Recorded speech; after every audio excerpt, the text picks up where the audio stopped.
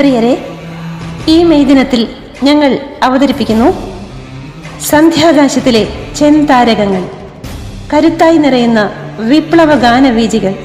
രചന സാക്ഷാത്കാരം Shri K Ragesh Babu. ശബ്ദരൂപകൽപ്പന Shri Manoj K Govind. സന്ധ്യാകാശത്തിലെ ചെന്താരകങ്ങൾ.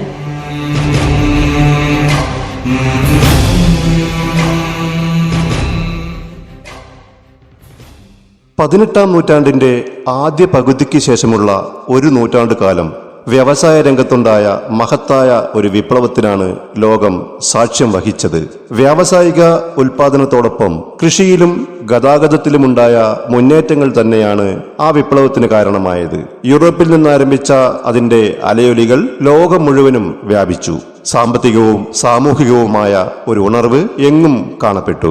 എന്നാൽ ലോകമെങ്ങും രണ്ടു തരം പൗരന്മാർ സൃഷ്ടിക്കപ്പെട്ടു എന്നതാണ് ഈ വിപ്ലവത്തിന്റെ അനന്തരഫലങ്ങളിൽ പ്രധാനമായത്. ഒന്ന്, വൻകിട കുത്തക മുതലാളിമാരും. രണ്ട്, അവരുടെ ചൂഷണങ്ങൾക്ക് നിരന്തരം വിധേയരാവുന്ന തൊഴിലാളികളും. നൂറ്റാണ്ടുകളായി വെളുത്ത യജമാനന്മാരുടെ കാൽക്കീഴിൽ കുമ്പിട്ട് നിൽക്കാൻ മാത്രം വിധിക്കപ്പെട്ട അടിമകളുടെ ജീവിതമായിരുന്നു കൂടുതൽ ദയനീയം. അവർക്ക് വെള്ളക്കാർക്ക് വേണ്ടി ആഭ്യന്തര യുദ്ധങ്ങളിൽ പോലും പങ്കെടുക്കേണ്ടി വന്നു. മനുഷ്യപുത്രന്മാരെ നമ്മൾ ജനിച്ചതടിമകളാകാനോ? ഇരവും പകലും കണ്ണീർ ചൊരിയും തെരുവു മൃഗങ്ങളാകാനോ? തെരുവു മൃഗങ്ങളാകാനോ?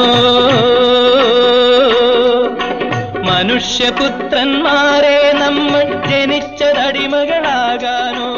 ഇരവും പകലും കണ്ണീർ ചൊരിയും. 1863 ജനുവരി 1 അന്നത്തെ അമേരിക്കൻ പ്രസിഡന്റായ എബ്രഹാം ലിങ്കൺ ചരിത്രപ്രസിദ്ധമായ തന്റെ വിമോചന വിളംബരം പുറപ്പെടുവിച്ചു. നൂറ്റാണ്ടുകളായി ലോകമെങ്ങും നിലനിന്നിരുന്ന അടിമക്കച്ചവടം എന്ന മനുഷ്യത്വഹീനമായ സമ്പ്രദായത്തിന് അതോടെ തിരശ്ശീല വീണു. തലമുറകളായി പീഡനമനുഭവിച്ചു വന്ന കറുത്തവരും അല്ലാത്തവരുമായ മനുഷ്യർ സ്വതന്ത്രരായി. എന്നാൽ പല സംസ്ഥാനങ്ങളിലെയും ഭരണാധികാരികളും തൊഴിലുടമകളും ഈ പ്രഖ്യാപനത്തെ അംഗീകരിക്കുവാൻ മടിച്ചു. ഇന്നലെ വരെ തങ്ങളുടെ അടിമകളായിരുന്നവരെ സ്വതന്ത്ര തൊഴിലാളികളായി കാണാൻ അവർക്ക് സാധിച്ചില്ല. 1865 എബ്രഹാം ലിങ്കന്റെ മരണശേഷവും അവർ തൊഴിലാളികളോടുള്ള ചൂഷണവും പീഡനവും തുടർന്നു. തൊഴിൽശാലകളിൽ 12 മുതൽ 18 മണിക്കൂർ വരെ അവർക്ക് ജോലി ചെയ്യേണ്ടി വന്നു. മതിയായ പ്രതിഫലമോ വിശ്രമമോ ഭക്ഷണമോ ഇല്ലാതെ അവർ നരകിച്ചു. തൊഴിലുടമകൾക്കെതിരെ പ്രതികരിക്കുക എന്നത് തന്നെ അന്ന് പലർക്കും ചിന്തിക്കുവാനാകുമായിരുന്നില്ല. സംഘടിക്കുക എന്നത് തന്നെ ശരിക്കും ഒരു വിപ്ലവമായിരുന്നു. ഈ വ്യവസ്ഥിതിക്ക് അറുതി വരുത്തണമെന്ന് രാജ്യത്തെ തൊഴിലാളികൾ മുഴുവൻ ആഗ്രഹിച്ചുവെങ്കിലും അവർക്ക് മോചനം നൽകാൻ ഒരു നേതാവോ ഒരു സംഘടനയോ വന്നെത്തിയില്ല. എന്നിട്ടും 1884 യുണൈറ്റഡ് ട്രേഡ് ഇന്ത്യ 3.5 ലക്ഷത്തിലേറെ തൊഴിലാളികൾ ചിക്കാഗോ നഗരത്തിലേക്ക് കടന്നു വന്നുകൊണ്ടിരുന്നു. അവരൊന്നായി തെരുവീഥികളിൽ അണിനിരന്നു. അവരുടെ മുദ്രാവാക്യങ്ങൾ, ദിഗവിളികൾ അധികാരികളുടെ കോട്ടക്കൊത്തളങ്ങളെ വിറപ്പിച്ചു. അപ്രതീക്ഷിതമായ ഈ സമരത്തിന് മുമ്പിൽ അമ്പരന്നു പോയെങ്കിലും തൊഴിലുടമകൾ പോലീസിനെയും പട്ടാളത്തെയും ഉപയോഗിച്ച് സമരത്തെ എതിരിട്ടു. 3-ാം ദിവസം പോലീസ് ജനക്കൂട്ടത്തിന് നേരെ വെടിയുതിർത്തു. 6 തൊഴിലാളികൾ തെരുവിൽ പിടഞ്ഞു വീണു. ഇതിൽ പ്രതിഷേധിച്ച തൊഴിലാളികളെ കള്ളക്കേസുകളിൽ കുടുക്കി. 4 പേരുടെ ജീവൻ കഴുമരത്തിൽ പിടഞ്ഞു തീർന്നു. ചിക്കാഗോയിലെ തൊഴിലാളികളുടെ ഐതിഹാസികമായ ഈ വിജയം ലോകമെങ്ങുമുള്ള തൊഴിലാളി പ്രസ്ഥാനങ്ങളെ ആവേശഭരിതരാക്കി. ആ വിജയത്തിന്റെ ചിറകടിയൊച്ചകൾ ഇങ്ങകലെ മലയാള 1935 കണ്ണൂർ ജില്ലയിലെ കൊളച്ചേരിയിൽ വെച്ച് വിഷ്ണു ഭാരതീയന്റെയും KA കേരളീയന്റെയും നേതൃത്വത്തിൽ കർഷക സംഘം രൂപം കൊണ്ടു. ബ്രിട്ടീഷ് സർക്കാരിനെതിരായ ഇന്ത്യൻ നാഷണൽ കോൺഗ്രസിന്റെ നയങ്ങളിലും സമരമുറകളിലും അസംതൃപ്തരായ വിപ്ലവാശയങ്ങളോട് ആഭിമുഖ്യം പുലർത്തുന്ന ഒരു കൂട്ടം നേതാക്കൾ ഒത്തുചേർന്ന് 1939 ഇന്ത്യൻ കമ്മ്യൂണിസ്റ്റ് പാർട്ടിയുടെ കേരള ഘടകം രൂപീകരിച്ചു. P. Krishnapillai, EMS, KP Damodaran, NC Shekhar എന്നിവരായിരുന്നു ആ നേതാക്കൾ. AV Kunhambu, AKG, KPR Gopalan, Moyyarath Sankaran, NE Balaram തുടങ്ങിയവരായിരുന്നു ആദ്യകാല കമ്മ്യൂണിസ്റ്റ് നേതാക്കളിൽ പ്രമുഖർ. കമ്മ്യൂണിസ്റ്റ് നേതൃത്വത്തിൽ ബ്രിട്ടീഷ് സാമ്രാജ്യത്തിനും ജന്മിത്വത്തിനുമെതിരായ കർഷകരുടെയും തൊഴിലാളികളുടെയും പോരാട്ടങ്ങൾക്ക് തുടക്കം കുറിക്കുകയായിരുന്നു. മൊറാഴയിലും കാവുമ്പായിയിലും കയ്യൂരിലും കരിവെള്ളൂരിലും പുന്നപ്രയിലും വയലാറിലും മാരാരിക്കുളത്തുമെല്ലാം അരിവാൾ ചുറ്റിക അടയാളമായുള്ള ചുവന്ന പതാകകൾ ഉയർന്നു. ഏകസ്വരമായുണർന്ന ജനക്കൂട്ടത്തിന്റെ മുദ്രാവാക്യങ്ങളാൽ അന്തരീക്ഷം മുഖരിതമായി.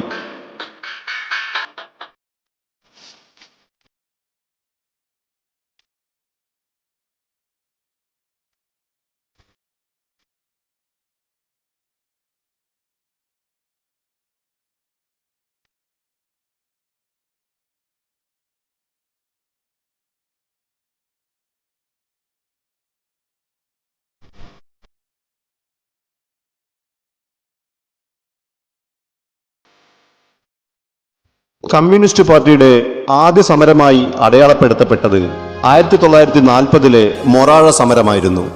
സമരത്തിനിടെ 2 പോലീസുകാർ കൊല്ലപ്പെട്ടത് സ്ഥിതിഗതികൾ വഷളാക്കി. മലബാർ പ്രദേശമാകെ പോലീസ് അതിക്രമം നടന്നു. നൂറുകണക്കിന് പാർട്ടി പ്രവർത്തകർ ലോക്കപ്പ് മർദ്ദനത്തിന് ഇരയായി. സഖാവ് KPR ഗോപാലൻ വധശിക്ഷയ്ക്ക് വിധിക്കപ്പെട്ടെങ്കിലും പിന്നീട് ശിക്ഷയിൽ നിന്നും ഒഴിവാക്കപ്പെട്ടു. സാമ്രാജ്യത്വ വിരുദ്ധ പോരാട്ടത്തിലെ ഒരു സുപ്രധാന ഏട് തന്നെയായിരുന്നു മൊറാഴ സമരം. പിറന്ന മണ്ണിൽ രക്തം ചിന്തിയ തൊഴിലാളികളുടെ സമരവീരത്തെ തളർത്താൻ അധികാരികളുടെ തോക്കിനും ലാത്തിക്കും സാധിച്ചില്ല. നാടെങ്ങും വിപ്ലവാഗ്നി വേനലിലെ കാട്ടുതീ പോലെ പടർന്നു. സമര പരമ്പരകൾ മലയാളത്തിന്റെ മണ്ണിൽ തുടരുക തന്നെയായിരുന്നു.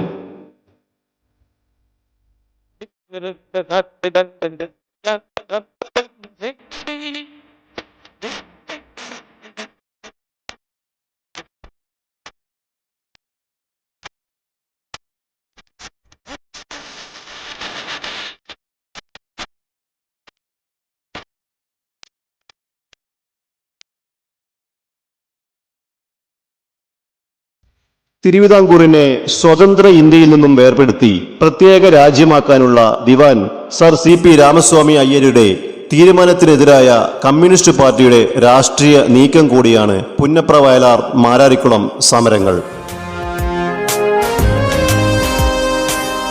ജന്മിമാരുടെ അതിക്രമങ്ങളെ നേരിടാൻ തൊഴിലാളികൾക്ക് അർദ്ധ സൈനിക പരിശീലനം നൽകാൻ കമ്മ്യൂണിസ്റ്റ് പാർട്ടി തീരുമാനിച്ചു. TV Thomas, R Sugathan, PT Punnoose, MN Govindan Nair തുടങ്ങിയ നേതാക്കളാണ് ഇതിന് നേതൃത്വം നൽകിയത്. പ്രസ്ഥാനത്തെ തകർക്കാൻ അധികാരികൾ ശ്രമം തുടങ്ങി. കമ്മ്യൂണിസ്റ്റ് പാർട്ടി നിരോധിക്കപ്പെട്ടു. പുരുഷന്മാരെ ദേഹോപദ്രവമേൽപ്പിച്ചു. വീടുകളിൽ സ്ത്രീകളും കുട്ടികളും സുരക്ഷിതരല്ലാതായി. തൊഴിലാളികൾക്ക് മറ്റ് മാർഗമില്ലായിരുന്നു. അവർ ആലപ്പുഴയിൽ പൊതുപണിമുടക്കിന് ആഹ്വാനം ചെയ്തു. അതോടൊപ്പം കലാപങ്ങളും പൊട്ടിപ്പുറപ്പെട്ടു. കലാപം അടിച്ചമർത്താൻ ദിവാന്റെ പോലീസും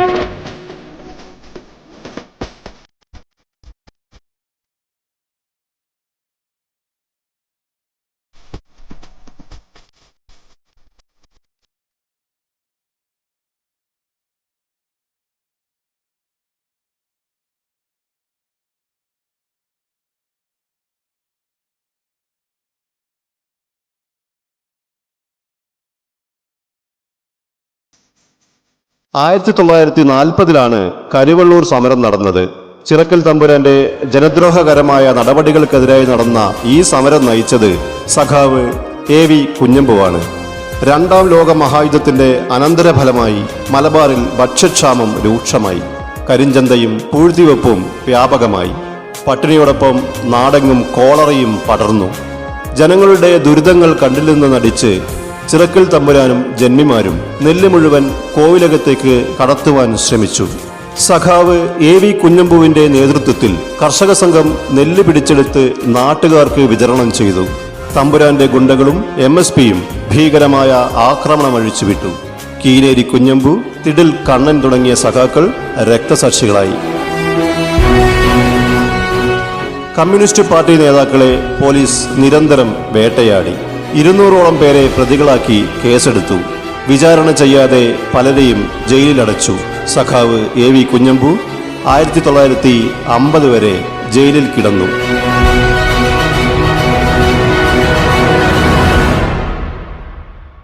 ആയിരത്തി 1950 പാർട്ടിയുടെ നേതൃത്വത്തിൽ രൂപീകരിക്കപ്പെട്ട നാടക കമ്പനിയാണ് KPAC. കമ്മ്യൂണിസ്റ്റ് പ്രസ്ഥാനത്തിന്റെ ആശയങ്ങൾ ജനങ്ങളിലേക്ക് എത്തിക്കുന്നതിൽ KPAC വഹിച്ച പങ്ക് വളരെ വലുതാണ്. നിങ്ങൾ എന്നെ കമ്മ്യൂണിസ്റ്റാക്കി പോലുള്ള നാടകങ്ങളും നാടകഗാനങ്ങളും കേരള സമൂഹത്തെ അത്രമാത്രം സ്വാധീനിച്ചവയായിരുന്നു.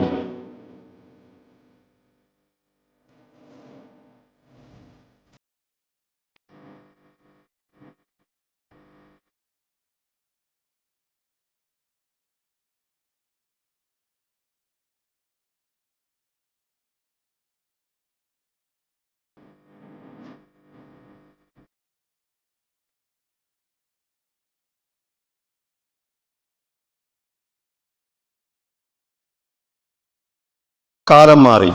ഇന്ന് തൊഴിലാളികൾ സംഘടിത ശക്തിയാണ്. ഏത് സാമ്രാജ്യത്വത്തിനും കോർപ്പറേറ്റുകൾക്കും അവഗണിക്കാനാവാത്ത ശക്തി. അവകാശങ്ങൾ ചോദിച്ചു വാങ്ങുവാൻ ചുമതലാബോധമുള്ള ഇന്നത്തെ തൊഴിലാളിക്ക് സാധിക്കുന്നുണ്ട്. വിവിധ ആദർശങ്ങളിൽ വിശ്വസിക്കുന്ന രാഷ്ട്രീയ പാർട്ടികൾക്കെല്ലാം ഇന്ന് തൊഴിലാളി സംഘടനകളും ഉണ്ട്. പക്ഷേ തൊഴിലാളികളെ നട്ടെല്ല് നിവർത്തി നിന്ന് അവകാശങ്ങൾ ചോദിച്ചു വാങ്ങാൻ പഠിപ്പിച്ച പ്രസ്ഥാനം ഇന്ത്യൻ കമ്മ്യൂണിസ്റ്റ് പാർട്ടിയാണ്. കമ്മ്യൂണിസം എന്നത് വെറുമൊരു പേരല്ല, അതൊരു വികാരമാണ്. അടിസ്ഥാനപരമായി കമ്മ്യൂണിസം എന്നത് മനുഷ്യസ്നേഹത്തിൻ്റെ ഗാഥ തന്നെയാണല്ലോ. മനുഷ്യനെ മനുഷ്യനായി കാണാൻ നമ്മെ പഠിപ്പിച്ച ഗാഥ. ഇന്നിതാ മറ്റൊരു തൊഴിലാളി ദിനം കൂടി വന്നണയുമ്പോൾ ചുവന്ന കൊടികൾ ഉയർത്തി വീശി ആകാശത്തേക്കുയർത്തിയ മുഷ്ടികളോടെ ഇൻക്വിലാബ് സിന്ദാബാദ് വിളിച്ച ധീര രക്തസാക്ഷികളുടെ ഓർമ്മകൾ ഒരു പുളകമായി നമ്മിൽ വന്ന് നിറയുന്നു. അറിയാതെ കൈകൾ ആകാശത്തേക്കുയർത്തി നമ്മളും ഏറ്റുവിളിക്കും, ഇൻക്വിലാബ് സിന്ദാബാദ്, ഇൻക്വിലാബ് സിന്ദാബാദ്.